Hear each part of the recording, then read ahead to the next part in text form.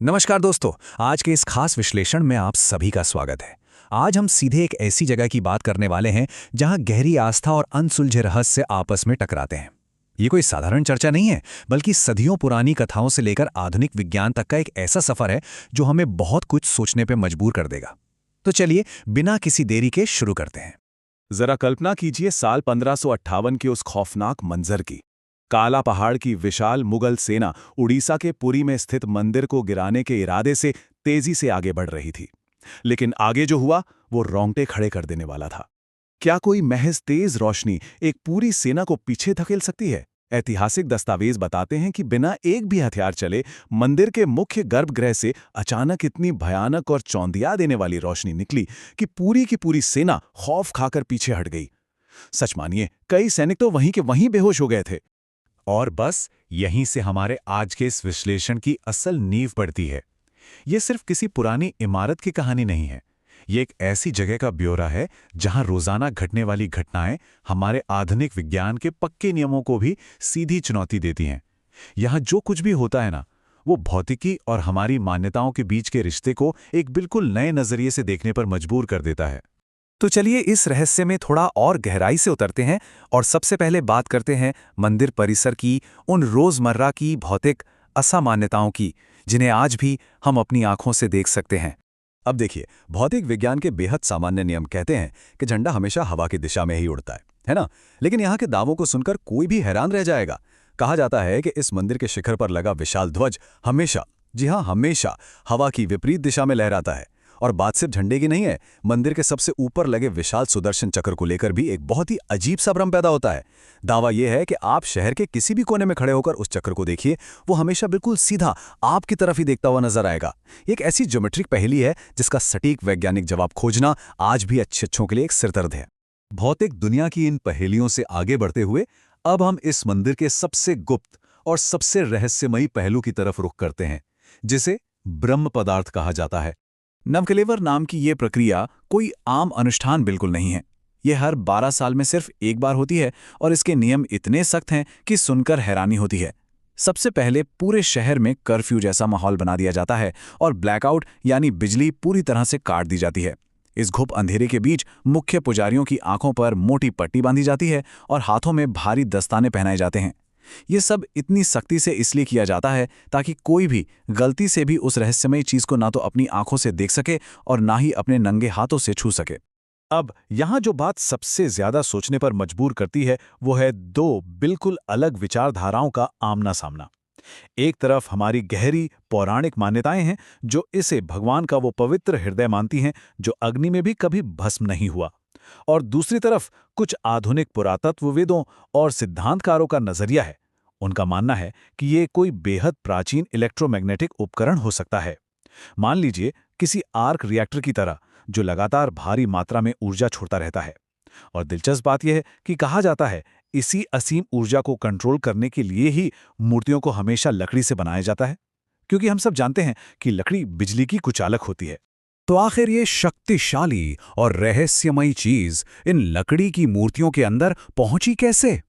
इसका जवाब एक बहुत ही पुरानी और दिलचस्प पौराणिक कथा में छिपा है। चलिए जानते हैं इन अधूरी दिखने वाली मूर्तियों के जन्म की कहानी। अगर हम कथाओं की माने तो करीब 5000 साल पहले एक शिकारी के तीर लगने से देवता ने अपना शरीर त्याग दिया था। कहते हैं कि अंतिम संस्कार के बाद जब पूरा शरीर पंचतत्व में विलीन हो गया, तब भी उनका हृदय जलने के बजाय धड़कता ही रहा। कुछ महीनों के बाद यही अविनाशी हृदय समुद्र की लहरों पर तैरता हुआ उड़ीसा के तट पर जा पहुंचा। फिर सदियों बाद राजा इंद्रद्युम्न को एक सपना आया जिसमें भगवान ने उन्हें इसी हृदय को स्थापित करने के लिए एक भव्य मंदिर बनाने का आदेश दिया। और फिर शुरू हुआ लकड़ी से मूर्तियों को तराशने का काम, जिसे एक बेहद रहस्यमयी बूढ़े मूर्तिकार को सौंपा गया था। इसके बाद जो हुआ वो लोक कथाओं में हमेशा के लिए अमर हो गया। वो बूढ़े मूर्तिकार, जिन्हें असल में भगवान विश्वकर्मा का ही रूप माना जाता है, उन्होंने एक कड़ी शर्त रखी थी कि पूरे 21 दिनों तक कोई भी उस कमरे का दरवाजा नहीं खोलेगा। लेकिन 15 दिन बीत जाने के बाद जब अंदर से छेनी हथौड़ी की आवाजें आनी बिल्कुल बंद हो गईं, तो रानी घबरा रहीं और उनकी व्याकुलता के कारण राजा ने दरवाजा खुलवा दिया।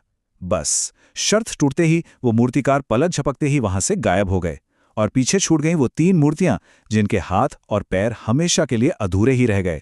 इतिहास और पौराणिक कथाओं की इन गलियों से थोड़ा आगे बढ़ते हैं। अब हम बात करेंगे 500 साल पुरानी एक ऐसी किताब की जिसकी भविष्यवाणियों ने आज की आधुनिक दुनिया को भी सच में हैरान कर रखा है।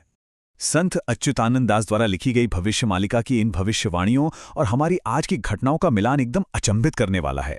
जरा ध्यान दीजिए, इसका एक प्राचीन उड़िया श्लोक कहता है, नाना रोग आसीबा, यानी एक ऐसी बीमारी आएगी जो लोगों को घरों में कैद कर देगी। इसका सीधा कनेक्शन हमारी 2020 की कोविड महामारी से जुड़ता है। बिल्कुल ऐसे ही श्लोकों में मुख्य चक्र के मुड़ने की बात है जो 2019 के फानी तूफान में सच साबित हुई। गुंबद पर उन पक्षियों का बैठना जो वहां कभी नहीं फटकते थे, वो भी जुलाई 2020 में देखा गया। और पवित्र वस्त्र जलने की घटना 19 मार्च 2020 को घटी। ये सारी बातें उस 500 साल पुराने ग्रंथ में पहले से ही दर्ज होना, ये अपने आप में किसी चमत्कार से कम नहीं है। और अगर हम प्राचीन भविष्यवाणियों से बाहर निकलकर सीधे दर्ज किए गए ऐतिहासिक दस्तावेजों पर नजर डालें तो पाएंगे कि ये जगह स्थानीय लोगों के गजब के संघर्ष और विदेशी ताकतों के खिलाफ उनके अडिग प्रतिरोध का भी गवाह रही है। ये ऐतिहासिक घटना इस बात का एक बहुत ही शानदार उदाहरण है कि कैसे जब लोग एकजुट होते हैं तो बड़ी से बड़ी सत्ता को भी झुकना पड़ता है। 1803 में जब अंग्रेजों ने इस क्षेत्र पर कब्जा किया तो ब्रिटिश अधिकारियों ने मंदिर की इन सदियों पुरानी परंपराओं को महज तर्कहीन अंधविश्वास कहकर उनका खूब मजाक उड़ाया। हद तो तब हो गई जब 1806 में उन्होंने प्रशासन का बहाना बनाकर इस भव्य रथ यात्रा उत्सव को ही पूरी तरह से रोकने की कोशिश की। लेकिन नतीजा क्या हुआ? एक ऐसा विशाल जनविद्रोह भड़का कि लाखों लोग सड़कों पर उतर आए। इस अभूतपूर्व विरोध के सामने ब्रिटिश हुकूमत को घुटने टेकने पड़े और उन्हें रथ यात्रा दोबारा शुरू करने की इजाजत देनी ही पड़ी। यहाँ एक और बहुत ही दिलचस्प बात है। मंदिर में प्रवेश करते समय कुल 22 सीढ़ियां आती हैं, लेकिन इनमें से जो तीसरी सीढ़ी है ना, उससे एक बहुत ही गंभीर पौराणिक चेतावनी जुड़ी हुई है। इसे यमशिला कहा जाता है। ऐसी मान्यता है कि अगर कोई गलती से भी इस खास सीढ़ी पर पैर रखते तो उसके सारे अच्छे कर्म उसी पल शून्य हो जाते हैं। इसीलिए वहां जाने वाले लोग इस सीढ़ी को लेकर बेहद सतर्क रहते हैं। चलिए अब आगे बढ़ते हैं और इस विश्लेषण के सबसे आखिरी लेकिन शायद सबसे ज्यादा चौंकाने वाले हिस्से की तरफ चलते हैं। ये जुड़ा है मंदिर के उस विशाल मेगा किचन से जिसने दुनिया भर के वैज्ञानिकों को हैरत में डाल रखा है। 7, जी हाँ, नंबर 7। ये यहाँ सिर्फ एक नंबर नहीं है। इस रसोई में मिट्टी के 7 बर्तनों को बिल्कुल एक के ऊपर एक रखा जाता है और सबसे नीचे पारंपरिक लकड़ियों से आग जलाई जाती है। अब अगर हम थर्मोडायनामिक्स यानी ऊष्मागतिकी के सामान्य विज्ञान की बात करें तो आग के सबसे करीब जो बर्तन है उसका खाना सबसे पहले पकना चाहिए, राइट? लेकिन यहां दावा किया जाता है कि विज्ञान के इन सारे नियमों को धत्ता बताते हुए सबसे ऊपर रखे बर्तन का खाना हमेशा सबसे पहले पककर तैयार होता है ना? बिल्कुल नामुमकिन सा लगने वाला चमत्कार। और जरा इस रसोई के काम करने का स्केल तो देखिए। यहां गैस या किसी भी आधुनिक ईंधन का इस्तेमाल नहीं होता, सिर्फ लकड़ी की आग जलती है। हर दिन यहां 500 से लेकर 2 लाख लोगों तक के लिए खाना बनता है। लेकिन पूरे इतिहास में आज तक कभी ऐसा रिकॉर्ड नहीं मिला कि खाना कम पड़ गया हो या एक भी दाना बर्बाद हुआ हो। और तो और इतने बड़े पैमाने पर खाना बनने के बावजूद ये पूरी जगह मक्खियों या किसी भी तरह की बदबू से बिल्कुल मुक्त रहती है। आपको बता दें कि 18वीं शताब्दी में एक संशयवादी मराठा अधिकारी ने इन दावों को गलत साबित करने के लिए बर्तनों की गिनती बदलकर बाकायदा एक टेस्ट भी किया था, लेकिन वो भी इस परफेक्ट सिस्टम के सामने पूरी तरह फेल हो गया। तो आखिर में सबसे बड़ा सवाल यही उठता है कि क्या हम इन सारी बातों को महज एक इत्तेफाक या संयोग मानकर छोड़ सकते हैं, या फिर क्या सच में ये एक ऐसी जगह है जहां विज्ञान और आस्था के बीच की वो लकीर पूरी तरह से मिट जाती है? शायद विज्ञान और गहरी भक्ति एक ही सिक्के के 2 पहलू हैं। आज का हमारा ये विश्लेषण यही समाप्त होता है, लेकिन ये सवाल हमेशा हमारे दिमाग में गूंजता रहेगा कि इस ब्रह्मांड में अभी भी ऐसा बहुत कुछ है जिसे हम इंसानों का समझना बाकी है।